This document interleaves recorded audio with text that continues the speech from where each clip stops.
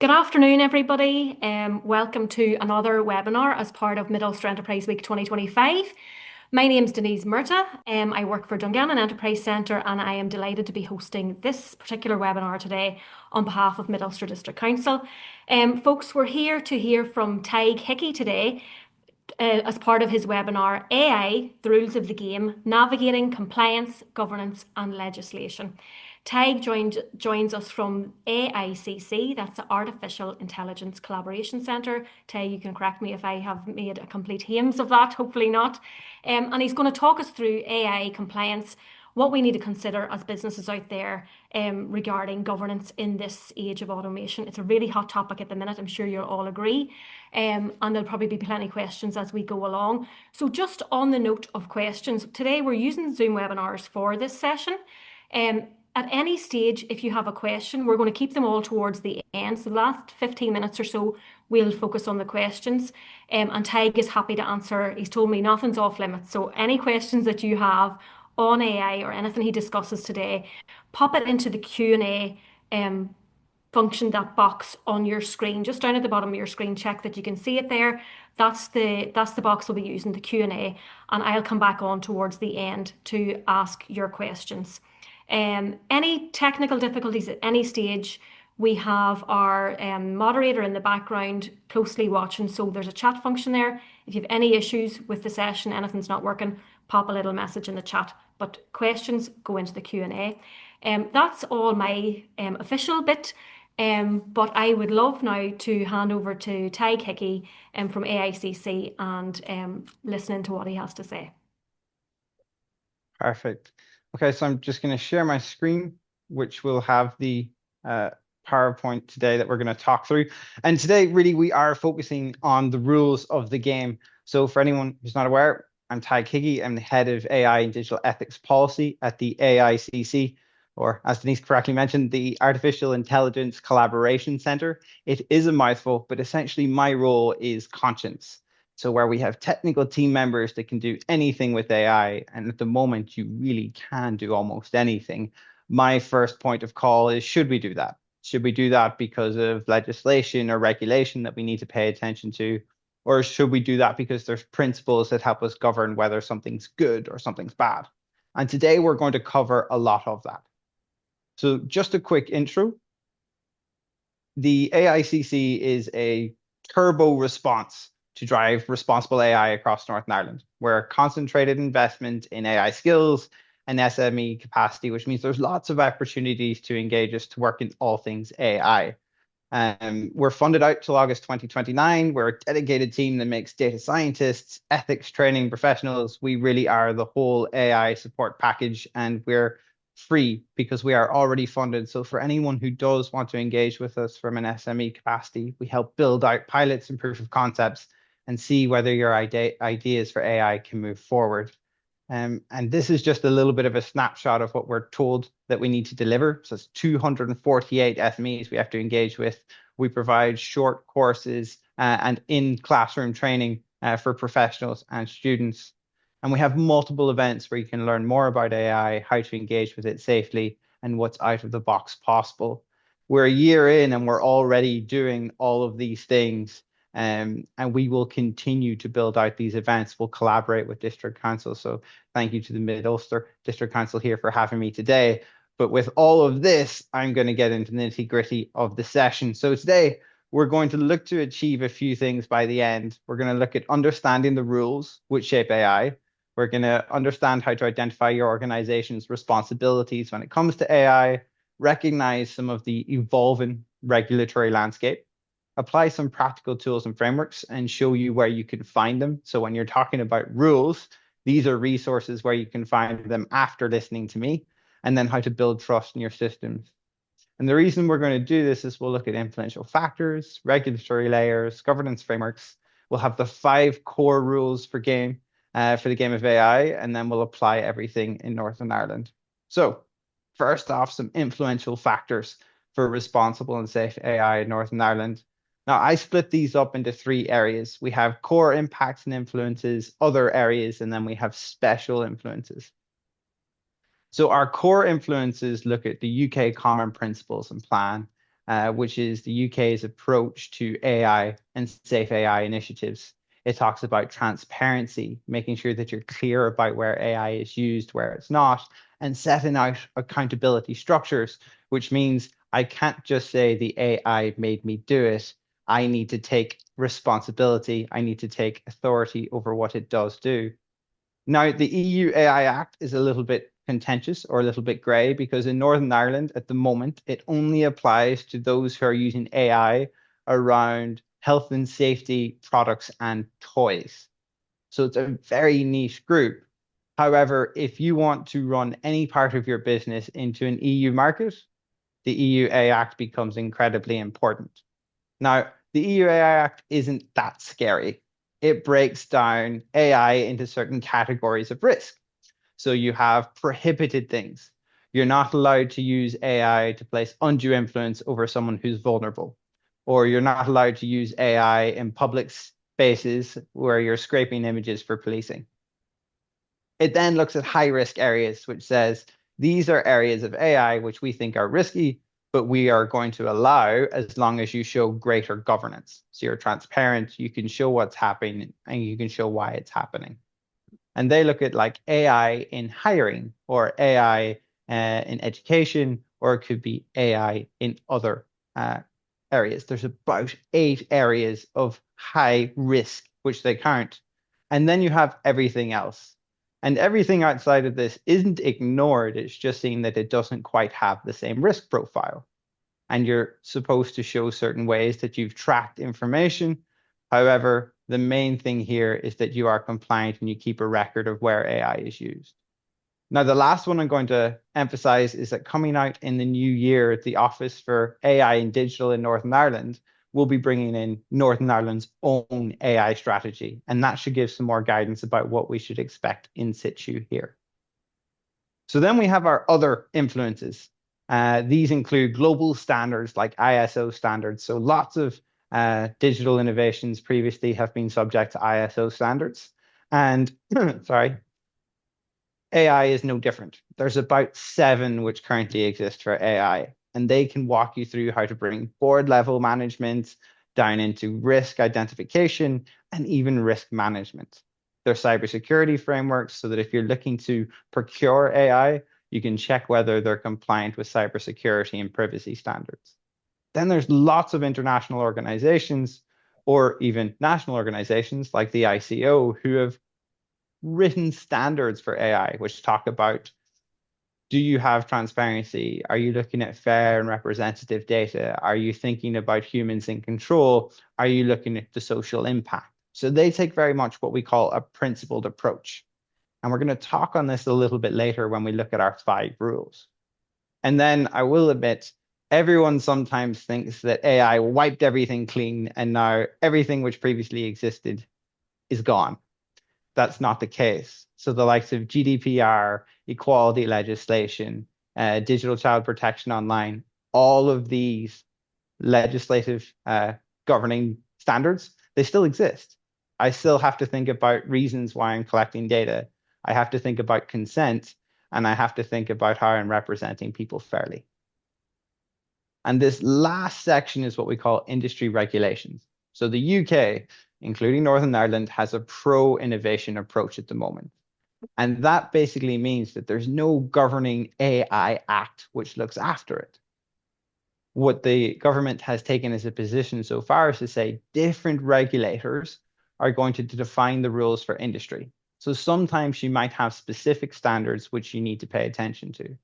The easiest example that I could give you today is when you look at AI applied in medicine or for medical purposes.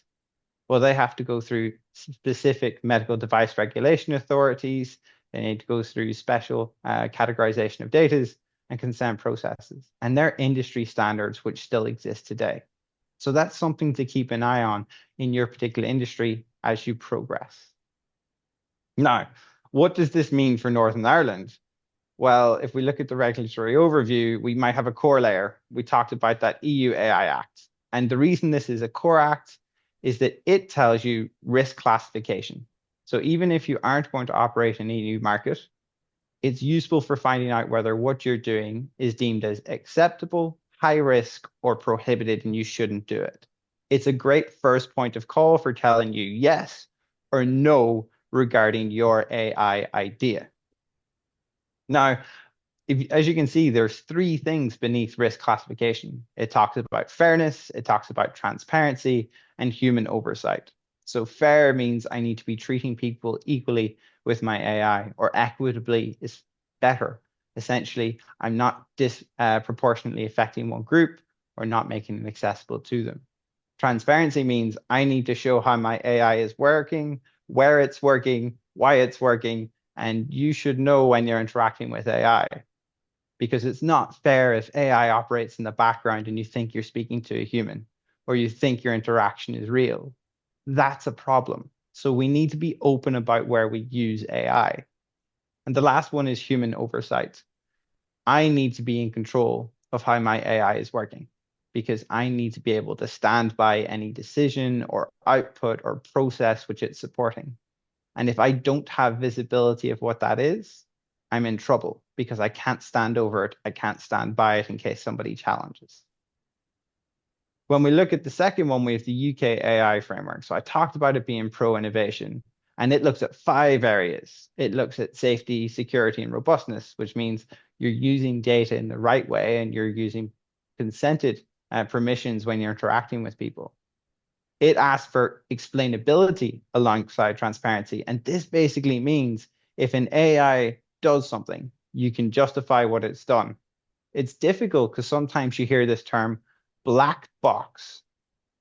And black box means that there's a component to that AI which we don't understand what it's done. The, the easiest example is an LLM, so a large language model. That's something like what runs in the background of ChatGPT or Copilot. The way that they produce an answer is unknown in some regards. But how we overcome this is we start to bring in evidence-based approach. Hey, ChatGPT, when you give me this answer, can you point to the source where it came from? Copilot, can you show me where in the document you found that bit of wording? And by asking for an evidence-based approach, we bring more explainability in. It's not perfect, but it's better than nothing. I can't just rely on the age-old statement of the AI made me do it. Unfortunately, it doesn't hold up. The other two that are new here is we have accountability, which is around oversight, but it refers more to the structures that you set up in your organization. And what the UK framework, as with some of the others we'll touch on, what they ask for is a route to redress. And we'll come back to this. So route to redress. And you see that in the last one as well. The reason we come back to route to redress is if something goes wrong with an AI, I can't just leave it to the AI to resolve because it may not be able to. So when we talk about route to redress, we're opening up an opportunity for someone to challenge. If an AI makes a decision, you're probably going to wonder why it made that decision. And if you're unhappy with the decision, you'll want to challenge it. And that challenge, it still has to sit with someone who is a human, who has the ability to engage with it from a subjective level and know what you're talking about, tell you why or how that process works as you escalate upwards. When we go outside this core layer, we then have non-legislative features. And so we still have UK GDPR and data protection, with equality and human rights law, there's security standards, and there's cybersecurity standards for AI. So not all of these are adopted globally, but they are seen as great ways that an AI seller could prove their value, can prove the safety of their product, or you as a business who's implementing AI may be able to also prove your use is safe and secure.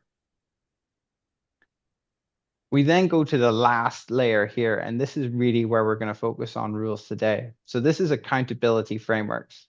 And this is where AI kind of meets responsibility, and it extends beyond what's legislatively written today. We look at principled approaches that help us govern multiple ways. I always, and I will talk about it, is the rate of AI innovation is much faster than the rate of AI governance. And even for me, who's someone who's in and out of it every day, I'm still having to see how we can build adaptive governance to make sure that what you use today and what you build today is going to be working for you in 18 months' time. Because the worst thing to happen would be You adopt AI today and you find out in 18 months' time that you're not allowed to use it for that reason.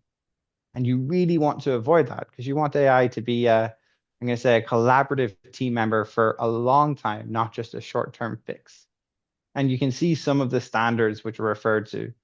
UNESCO, OECD, the ICO, the Information Commissioner's Office, all have guidance on different frameworks and standards which they think you should apply. Now, the reason we look at these core layers is because as we look at them, the first layer defines how an AI might behave. The second talks about how an AI operates. And then the third shapes how AI is going to impact society. So when we talk about your use of AI and we look at the 5 rules a little bit later, we're going to talk about your impact, which means, is AI good for your business? Is AI good for your people? And then the question you have to ask is AI good for the consumers or the citizens which you serve? And if you can't get a yes across the board there, you might be doing something wrong with AI. So these 3 layers in our sphere make up 3 core things of behavior, operations and workings, and then impact. And as you can see in this next slide, these are the questions that you want to ask. Can you trust what AI is designed to do? Can you trust how AI presents itself and works with people? And then can you trust the AI is helping, what the world the AI is helping to create? This is a big one. A lot of people talk about whether your AI has a positive or negative effect. And we'll come a little bit later to purpose, but using AI for the sake of AI is not advisable. You should have an idea for what you want to achieve, what it's going to do, and then you should try and measure up, because then you can see if you meet these criteria. Can you trust it? Can you trust how AI is impacting the person and the people? Is it working in practice? And can you trust the world that it's trying to create? And by world, we talk about the greater world in society, but also the world of your business. Can you trust what AI is doing for you or what it's going to do for you? Because you need to be able to rely on it. So now we talk about governance frameworks. So these are flexible and adaptive governance for AI. And the reason I like flexible and adaptive governance is because, as I said, we are at a pace where AI is moving really fast in its innovation and governance is still trying to figure out what to do. In that case, we really want to avoid anything that's not going to last in your business. So we kind of look at 4 life cycle stages here. We have design, development, deployment, and oversight. And they kind of bring in from when you're looking at originally deploying AI. And that could be whether you're building it or whether you're going to procure or buy some AI services or products, into what it means on implementing them in deployment, and then how you continuously look at that performance and use. So that first section looks at purpose. Why are you going to use it? Is it human-centered? How does it work alongside your team members? Because remember, AI in very few cases, although it's becoming more popular, is becoming agentic, where it works alone, but it still has to interact with your team members. It still has to serve a role or a purpose or a task in your business. So define what that's going to be, and then track whether it's doing that successfully or you think there's area where it could improve. In the second part, you see development. So this can be where you're either building AI or you're really looking at deploying it and making it available to people. You have to think about who's going to be in charge of it. You have to think about where you're using it, and you have to think about how you're going to tell people how it's being used. And this is where we really have to enforce a sense of integrity, right? At the moment, some bodies aren't enforcing it as greatly, but they're trying to play catch up. And how do we put some authority behind this in the future? Well, the big query here isn't about preparing for it 4 months' time, 6 months' time, or in a year. I can start off on the right foot, and then regardless of how regulators react or how legislation comes in, I'm going to be prepared and ready. And it's very easy to start off on that right foot. We see the same in deployment, except there's a real big emphasis on explainability and informed use. Explainability is, show me how it's working. Can you explain to me how it's working? Can you explain to a person on the street how your AI is working? And that's a really good test for understanding whether you can interact with AI. Because if you can't explain where it's working, How do you expect a consumer or a user to figure that out? So simplify down your communication around it. And then there's one new component I'm adding to oversight this time, and that's continuous improvement. Just because I'm compliant today doesn't mean I'm going to be compliant tomorrow. I think, AI iterates and improves much faster than previous technologies. I think in the last 6 months, we've seen three different versions of ChatGPT, two different versions of Copilot, two different versions of Gemini. It's iterating and improving consistently.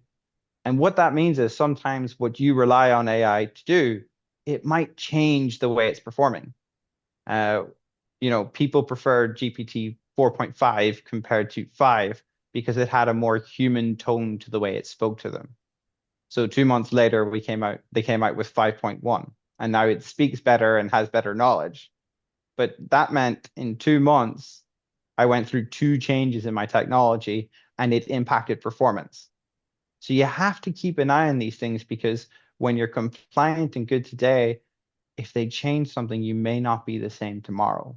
And it's important to keep an eye on ethical permissibility. You're good for rules over time because being compliant today doesn't guarantee compliance in 6 months or a year or even in 2 weeks, depending on what you're using. So with that, we're going to get into the 5 rules of the game. Now, I've talked a lot there about what exists around Northern Ireland, which exists around global frameworks, and it's a lot. It's a lot for me, and I work in it every single day. But we're going to talk about 5 core rules that set you off on the right start. So the first of those rules that we're going to look at is going to focus on, sorry, excuse me. Just on those 5 rules. The reason that we're calling 5 is we're looking at purpose, oversight, governance, and evidence. And the reason we want these 5 is we're going to build a trust in AI. That's a trust in what you're going to do, a trust in how you're using it and how you expect others procuring your services, using your products to use AI too. So here are the 5. And the first of those is know your why. The second is keeping humans in control. Then we have govern at the right pace. Then we have fairness and safety. And the last one is show your work. Now, they sound really simple, but we're going to talk about what they mean, and we're going to talk about some solutions that help you get there with these 5 rules. So the first of these rules, know your why. When we look at knowing your why, what we're referring to here is we're thinking of the purpose and intent behind AI. What's the foundation of responsible use? Well, it's knowing how to explain what you're going to do. Because if you can't explain it and you can't justify it, how are you ever going to stand over your use of it? So this determines your impact and it helps outline what you need from a governance perspective. Now, when I say know your why, it can't just be we want to use AI because we think it's going to help with something. I want you to know what that something is. It could be that you want AI to help generate reports or dive into information, or you want it to analyze images, or you want it to create certain materials. That's a purpose. And now I know downstream what I need to do to look at it. So when we look at purpose driven, we know that AI innovation isn't a one size fits all. I'm afraid to burst that bubble if everyone had it, but there is not one AI that's going to save everybody or do everything that everyone wants. So you need to know why, how, and where you're going to apply it. And that's where we have kind of 3 core questions which we like to ask for knowing your why. First, look at your purpose. Are you going to use AI for productivity? So that's to improve efficiency. You might automate some back office tasks or cut some costs. Well, AI for productivity sounds pretty good. It's pretty achievable. But then we have the other spectrum of, could I use AI for a product or service delivery? And we transform that experience completely and personalize interactions. Both are really manageable, but I probably have a higher degree of accountability associated with AI for product and service delivery. When we're talking about approach, we have 2 kind of versions. One of them is where we use augmented with AI, which means I still have people in roles, I'm using them to continue the rules, but I'm trying to support them with AI fitting the bill for some of the work. So it assists with tasks and decision support, but my humans are in the loop. And we say in the loop instead of on the hook because we want them to have control. We want them to be the people of authority within that task. Or in the second approach, you have fully AI driven, and this is referred to as agentic in the market. So agentic AI, which is completely automated and it has no or minimal human oversight and touch. And there's different authority here, right? And the reason we asked you to define this is because now we're working out where do I need to put people in charge and how does that work? Is it an individual role or does it involve oversight? And then the last one we talk about is reach. So when we're talking about purpose, understand your reach. Are you looking to just work in Northern Ireland, which means local use of AI, and there is just one geography you have to comply to? But if you're looking to use AI in Northern Ireland and beyond, which means you might deliver some of your services or products to other jurisdictions like the UK or like the Republic of Ireland, you have a greater consideration because now there's multiple locations which you need to consider when you're looking at compliance. For example, the EU AI Act is relevant for anyone who's looking to operate within the Republic. So if you deliver service to the Republic, or you want to go into an EU market, it immediately becomes much more relevant to you. If you go to the US, they have their own standards, which also differ state to state, or you could look at any other market. That's why we asked this question, because now you know if you're looking at one place or many places. Just as a tip, if you are looking at the EU as a market, or you want to find one level that kind of is compliant anywhere, the EU is currently a really good standard to benchmark off that if you're compliant there, you're almost seen as compliant anywhere. So there's a little bit of an advantage to those who operate within that market. And when we look at these, once again, summary, we clarify your why, we design for control, and then the reason is we're governing to grow. We want that ability to expand where we need to, or enter markets with limited new governance to apply. So now rule 2. And rule 2 is about keeping humans in control. Sounds really simple. We don't want Skynet or Terminator to take over. Or if we do, at least we want them on our side. But when we look at humans in control, what we're asking for in this space is we're taking accountability into more detail. So AI can speed things up, but we as the humans, we as the experts in the business are still the ones who are going to be held accountable.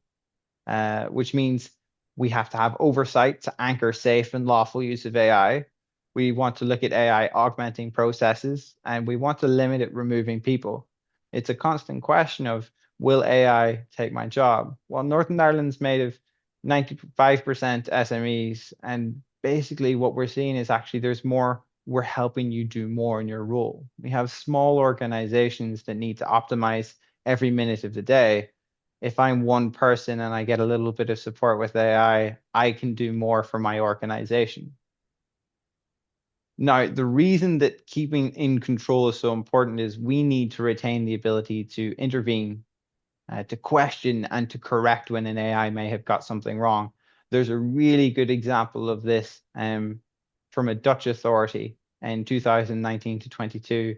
They used an AI model to review child benefits fraud, where they thought people were claiming unjustly against their child benefit. And it ended up that they had a very biased AI model, which people just started to over rely on. And they started ignoring any human control. And actually, it caused 26,000 families to lose their homes or be displaced from one another. The entire Dutch government had to step down, their parliamentary leads, and billions in compensation off the back of it. So this is why it's really important that we keep an eye on AI. We know how it's working, and we have that ability to engage and control it. You know, I talked earlier about redress. Well, we need to offer those opportunities to challenge because we need to keep an eye on how AI is operating. Now, this is where I'm going to talk about two different ways you might do this. So the first one is what we call human in the loop. And when people say human in the loop, this is where a human, an actor like myself, would review, approve, or adjust AI outputs before any action is taken. So in the top row here, you see that there are three opportunities where myself as the human is going to come in and either initiate AI, review what it's done, or correct something before I come to the end of the process. Or in the second one, there's a point at the very end of the process where I come in and validate before something goes out. Essentially saying the AI is doing one part of the task, but I'm taking authority for the overall task. So we call this human in the loop. Outside of human in the loop, you might have a process which is more agentic. And when I said agentic, this is where the AI operates autonomously, but humans can oversee what's happening and they can intervene when they need to, which means I can drop down on any point of the process and check what's happened.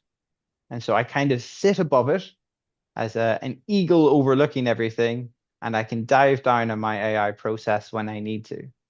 And in this case, we call it human on the loop. So the difference is one, I sit above them, that's on, and the other one, I'm in them, and that's in the loop. Both of these are acceptable ways for keeping control of AI, but they do come with a small caveat. And that is, remember, AI cannot be held liable, which basically means I'm not allowed to say the AI made me do it. There was a case, I think 4 years ago, where somebody tried to claim that the AI made them try and attempt to kill the queen, right? Or you can say that the AI made me do this and this. Unfortunately, the AI is not liable. So if your AI acts in a way that causes harm to someone or makes an incorrect decision, unfortunately, it's you and your business who are going to be liable. And this is even when you're using those frontier models like Gemini, Claude, or Copilot or GPT. Look at the terms of service because they usually put the liability on you. And that's a really good checker. So remember, I need to keep humans in control, which means I have someone who can dip in and out of my process or who's taking a look at AI outputs before I put them to use. They're really important measures for governing AI, and they're what every single framework, OECD, the Information Commissioner's Office, UNESCO, they all ask for human accountability, humans in control of the process. So that takes us to rule number 3, which is governing at the right speed. It would be great if I could use AI to do everything I ever dreamed of today. Unfortunately, I can't. But AI is innovating much faster than legislators or regulators can keep up. And people and myself are trying to figure out how we govern this in a flexible way, which means that you're not going to get caught out down the line. So we can adapt this by trying to figure out where we sit on the scale. And that means looking at what we've set up internally as structures, as well as looking at the processes where we're applying AI. So one of the ways that we do this is you can see here, there's a gap between how fast AI regulation is moving and how fast AI innovation is accelerating. And our goal is we need to bridge this gap, right? Because in this gap, that's where risk lives. So if AI keeps improving, what am I going to do to keep an eye on it to make sure that my business, my organization, or me as an individual won't be put at risk? Well, there's easy ways to first identify where you sit on this scale. And we can simply do that by asking a few questions of each. Okay. So on the left-hand side, we have the governance gap. So how responsibly are you innovating? And for every yes, you might select a box. So we'll come back to rule 1. If you're going to use AI, have you defined a purpose and an intended impact of your AI? What do you want it to do? It's a really important question to ask. The second one asks, have we assessed our AI for bias, fairness, or unintended harm? And when I talk about bias, we all have lots of data in our business, and it's really good. But what happens if that data isn't representative? Sometimes people can rely on AI to only show them one thing and they think they have a perfect product. And as soon as somebody moves from the letter A to the letter B, they have difficulty. They can't process it. So you need to think about what type of data you're going to bring to your AI. And you can assess that in certain ways to identify bias. So for bias and fairness, does it rely on any protected characteristics? So does it rely on age, sex, gender, any of these factors? Well, then you might have a potential for bias. And if we're talking about fairness, could I use it and Denise use it, and could we get the same outcome? And if we don't, who are we going to challenge that to? Have I set up any safeguards? So you see a lot of chatbots with AI and they talk about, oh, I've restricted it. But in the US, we've seen a lot of harm happen where people have built up emotional dependencies in relationships. And nobody ever thought that was going to happen. But now you have AI, which is giving unsolicited, ungoverned advice on some sensitive areas, including those around mental health. AI is not a mental health expert. It just has been exposed to some data about it. It can't subjectively understand what you're going through. So you need to think about what type of harm you might cause. We've talked about human in the loop, and we've talked about explaining or justifying how your AI works. It's important. And that last one is, are you tackling any frameworks? I've outlined some of the rules which those frameworks kind of ask for, and there's more guidance in other places I'll point you towards, but you can start to apply them from the beginning. And then on the second one, you might talk about how quickly are you innovating. So did you build or test AI in the last 6 months? Are you using real world data, live data, or are you using synthetic? One of the questions when it comes to bias is, do I want the AI to do a very specific thing and confirm something that I think? You're probably going to have some confirmation bias. Sometimes it's better to be okay with any result of the AI and learning from it. Then you want to think about, are you deploying it? Or are you piloting your product outside your immediate team? So we all like to test whether AI works or not. And we can do that in a small group, but we should also expose other team members in our business because they give us better points of view as a holistic view of how AI is working. Or if you can, and you're going to deploy AI as a product or a service, get some of your customers or your citizens to engage with it. And then one of the final questions we ask on how quickly are you innovating is AI central to your business model, or is it a side feature? If it's a side feature, you may give it some attention. If it's a central capability, you really need to make sure it's stood up safely. Because if it's not, your entire business comes to risk. We always talk about whether AI is harder or easier for smaller businesses or larger organizations to get through. In a smaller business, you have less people to communicate with, you can bring them on the journey with you, and it can be really shared. But if something goes wrong, it's harder to recover. But if you're a big business like an OpenAI or a Microsoft, you have the ability to fail really badly, but recover because you have insurance and capital liability that will cover anything that you do wrong. So it's better if you're a smaller business and for the majority of our Northern Ireland to start on this good track. So we want to be pretty equal with where we're in the governance gap and we're innovating. Rule 4. Okay, so we have two more rules. So this is fairness, safety, and impact. When we're looking at this, we're now looking at what our AI is going to do in action. And we're talking about effective, fair, safe, and sustainable. Now, when I talk about sustainability, AI does have an impact on the environment, but AI also has an impact on social society and the consumer or your business. So it's everything around you, your environment. And we want to make sure that it can withstand these real world pressures. So there's a line here that says, if you're good AI, it has to work with people and organizations, not despite them, right? Because AI can do lots of things and we don't want it to circumnavigate your processes or your business. You need to think of how it's going to work, how it's going to work safely. So in this, we have this innovation and this regulation bubble. And what happens is we have a meeting in the middle where we have opportunities and disruption for your business And then we have the rules and compliance. And somehow we need to make sure we're navigating fairness and safety.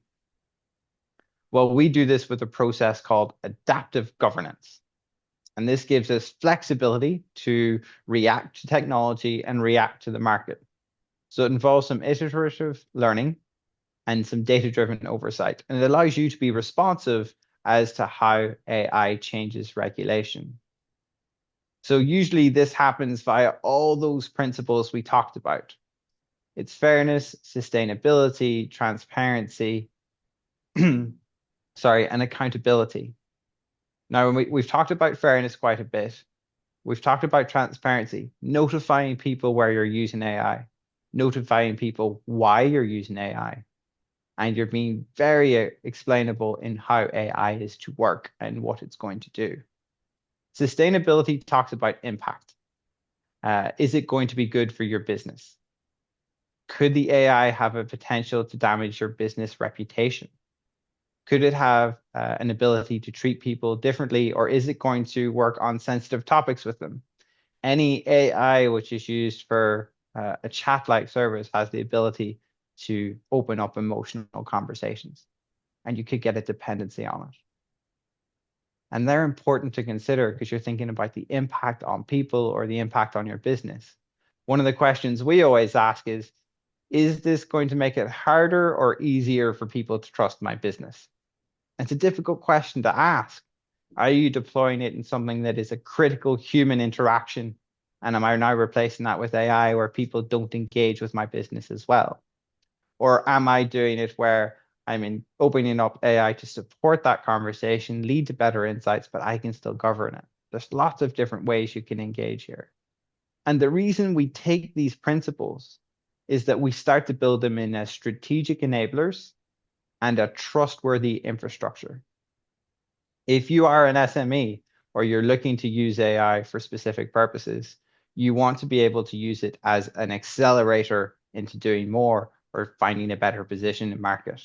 And that's where it becomes a strategic enabler, because if I can prove that I'm fair and I'm accountable and I have thought about my impact and I'm transparent, I'm starting to build up trust. It's easier for the likes of me to engage as a consumer or to engage as a citizen in what you're doing with AI. So when we talk about adaptive governance, we're always moving into this lens of responsible AI. Now that takes us to rule 5, which is show your work. It's our final rule before I'm going to point you to some resources which can help. So when you show your work, you can only build AI through confidence, not just your purpose. And that means you have documentation, you explain where you're using AI, and you can demonstrate some governance. It's all well and good if we say Tag's in charge of AI. But if Tag has no idea what in charge of AI means, that's a problem. So you have to be able to explain to people what each level of governance does. Do you have documentation which outlines where you're using AI? Now, commonly under frameworks and legislation, this means that you keep a tracker. And by a tracker, we're basically saying, do you have a list of areas you're using AI, what systems that is? So it could be that you're using GPT or Copilot, or you've built a custom model, or you're using an image-based one. Or, and then, sorry, what is the purpose of the AI? And that's where you define the task that it's doing, the actual individual activity. Because if you keep a record of those things, now when somebody comes to question you, hey, Tag, where are you using AI in the organization? I can say, well, here's every spot that we're using it. It also means if one of my team members has an idea, I can validate it before anything goes wrong.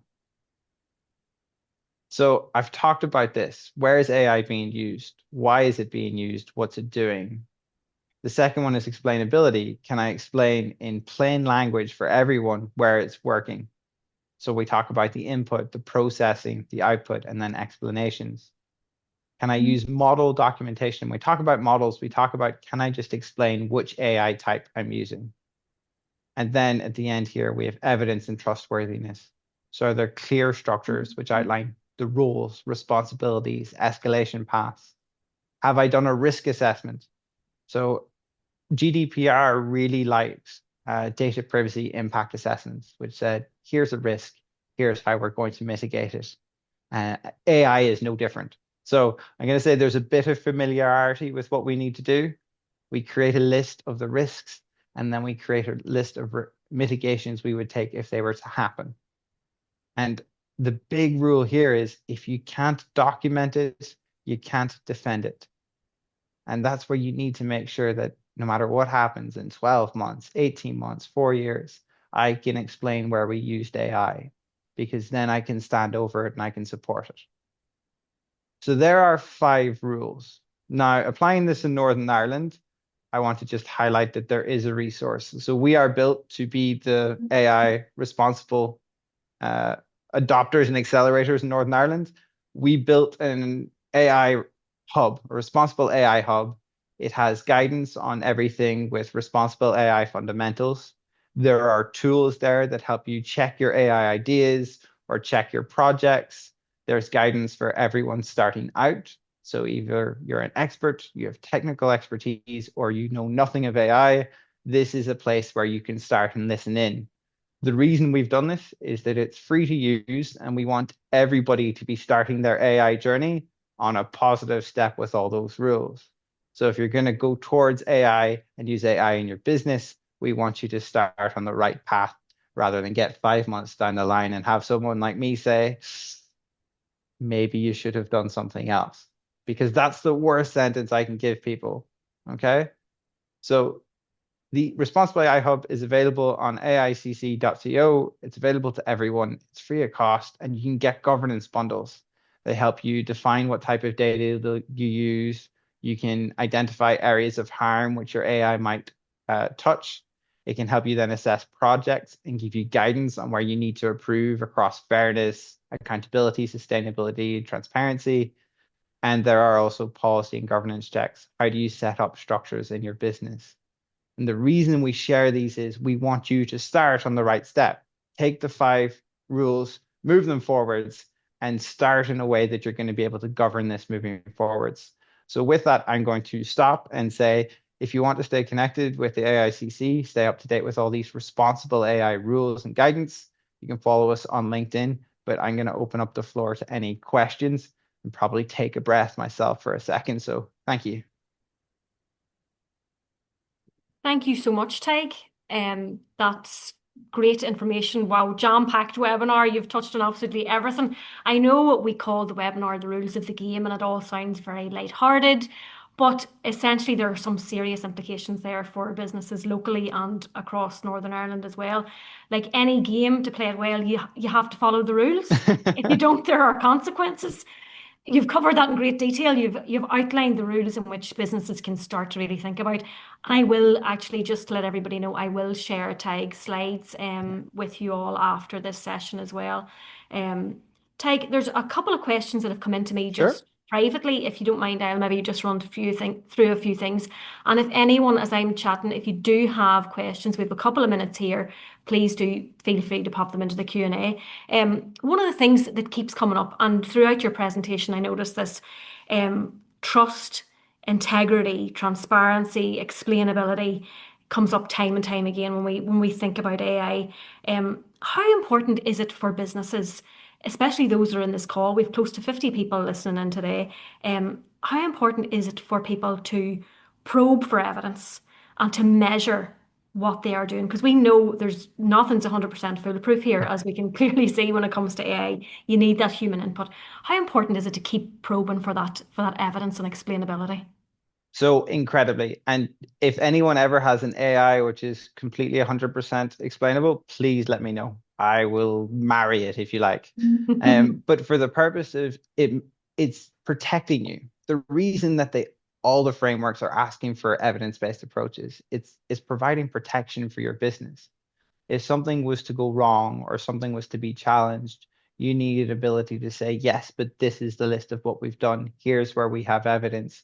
Here's where we're checking how it performs and how we're looking after it safely. The reason that you build up that evidence bank is then you're building trust. You probably wouldn't trust me if I told you my AI could solve everything in the world. But if I have evidence to say my AI solves this problem here's some stats around it, here's how it performs, here's how we're using it, you start to buy into what my AI can do. And I'm no longer selling you a dream, I'm selling you something that has some tangible support to it. So the reason you do it is you can get buy-in, but primary is it's protection. Evidence basis gives you protection in case somebody ever challenges or says that your AI acted in a way that harmed them. Thank you. I've a few other questions to run through, Tig, if you don't mind. Hopefully, we have time. No problem. Hopefully, a simple one, but I get a feeling that this probably could be take you a long time to answer if you really got into it. What's your favorite AI tool to use for business? I'm gonna say I don't have one. Part of what I do means being across all AI tools, and that also means being across all of them without favorites. I will say I do have different tools for different points. So I've seen some really good tools, Mhm. but what I prefer more is the really cool niche cases. So rather than look at the tool, look at how people are using it. There was a business that came into us and they said, listen, we know that AI is high risk when it comes to hiring, but we think there's probably a safe way to use it. So they wanted to look at consistent documentation to see whether people had a right to work and they had relevant qualifications. So all objective criteria. And they used an LLM and a vision model to essentially say, we're looking at documentation, we're pulling the relevant stats, and we validate, and that person now is available for the pool of candidates. So rather than a specific solution, I say I like the purpose which people are using AI for because it's much more nuanced. And there you have a high risk area that someone navigated really safely. So they got all thumbs up from me. Very good. I have another question from Aspa here. She says, hello, thank you for a lovely presentation. I'd like to ask if there is a framework or guidance or training on how to prep data and information for ingestion into an AI system. So there is existing guidance. So I think one of the strongest guidance points there are out there at the moment is the ICO provides some guidance on their website around preparing data sets for AI. And there also, I will say, is it's not always specific to AI. Because preparing data, there's this big question at the moment of AI can fix per quality data. Per quality data creates per quality results. So there is also traditional standards which you can look at from ISO on data quality and preparation, but also from the ICOI in particular, like their data preparation standards, which they outline on their website. So that's the Information Commissioner's Office. They have really nice guidance on it. Great, thank you. In terms of being transparent and letting people know that businesses are using AI models, do we need to let them know that you've used ChatGPT, for example, or is it just if you've AI built into the systems that are public facing? So when do you tell people that you're using AI, I guess, in your business? So there's multiple versions of this, and I would like to tell you that there's one golden rule that applies. Uh, Unfortunately, there isn't. There's multiple ways you should interpret it. If someone is interacting with an AI as a part of the service or product which you're offering, you should be transparent that it's an AI. If you've used AI to help deliver something for your business, like a report or insights, you should be clear about that. There is an example in Australia where one of the big four created a report for government using AI. They didn't declare it and they were fined, I think, 250,000 because they weren't transparent about where AI had been used. So you should be clear when you're delivering things with it. Now, if you used AI to help write your email in a better way, which some people do, Copilot does that by default, you don't always have to be transparent to say, AI help me write my email. However, if it does have an outcome at the end or there's an impact on somebody down the line, you might want to be clear on it just to be safe. But where you're really looking for transparency is where you're either delivering a product or service or someone is interacting with a product or service as a consumer or citizen. So transparency is key. That kept coming up in your presentation It time and time is. again. Another question, and this I suppose is key for the businesses that we have on today in terms of how maybe AICC can support businesses in Mid-Ulster. Any crash courses or any courses from AICC? I know you've pinpointed to go onto the website and check it out. Yeah. Is there anything else we should be looking out for So businesses? yes, of course. So we do have lots of events which happen on intros to AI and lots of things you can do with AI. But alongside that, we do have a new training course coming in the new year, and that will be talking about AI fundamentals, ethics in AI, and then AI more advanced things for looking at specific items or specific tasks you want to achieve. So that's coming in the new year. And I say early in the new year, we'll have our training hub up, which will have lots of different courses for anyone and everyone to engage with AI. So you don't need to be an expert. They'll be widely made available to everyone. And so I would say follow us on socials because when we link that, we're going to shout about it essentially. Excellent. That's great, and that'll be a fantastic help for businesses that are on this today and beyond. And finally, I have a question. Nuala, actually, and Nuala, this happened. This actually affected me this morning as well when I was trying to use ChatGPT. Any comments or insight on the risk of cyber attack, for example, when you're using homemade AI tools? She just noted today's news that ChatGPT was down because of a Cloudflare There outage. was a I know a Cloudflare outage, message was yes. was coming up for everybody when they tried to use it today, sent everybody probably into a panic. Any comments or insight into cyber It attack or thing outages, I guess, that can affect us? Yes, it is important to recognize that AI is a digital system just like all the others, except now it is more in its infancy than others. So cybersecurity standards are still coming out and being released for it. So you should think about one, where you rely on AI. And when we're talking about your processes and accountability, do you have a backup process in case your AI ever is outage or there's an outage? This is really important. We do it with other systems in workplaces today. We should do it for AI. If my AI was to go offline, what's my mitigation? Big question for your data privacy and impact assessments. The second point just on that is there are standards which exist. We talk about some of them on the Responsible AI Hub. So the European Standard Telecommunications Institute has one, which ETSI for short, but they talk about uh, 5 phases of AI from design to development, deployment, use, and then sunsetting or saying goodnight to AI. They talk about here's things you should look out to be safe and secure. The other tidbit I'll get you is if you are working with AI and you're focusing on just using GPT or Gemini, think about what level of account you have.